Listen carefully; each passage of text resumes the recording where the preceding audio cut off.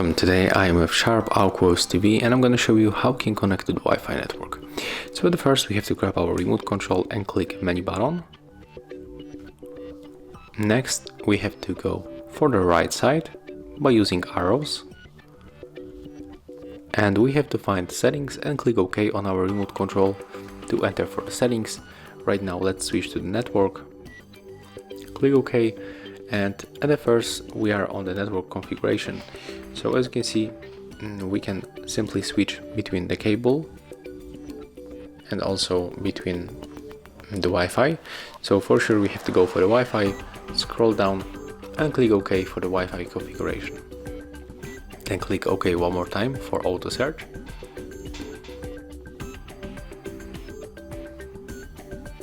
Right now our TV find all available networks, and I'm right now connected with this HR Wi-Fi 2.4, but if you want to switch for any other, for example this TP link, just click OK and then input the password.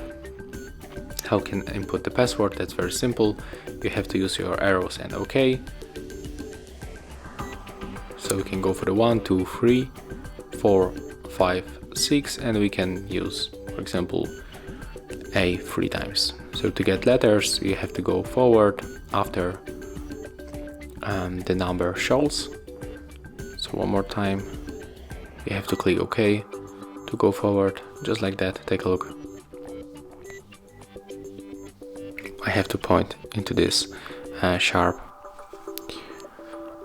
marking because there's this sensor. Okay, and there it is. So as you can see, basically you have to click OK.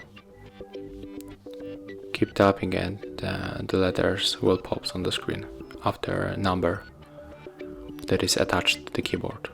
So that's all. After that you have to just go back, click enter and then click OK to confirm. So yeah, that's all. If you find this video helpful, remember to leave a like, comment and subscribe.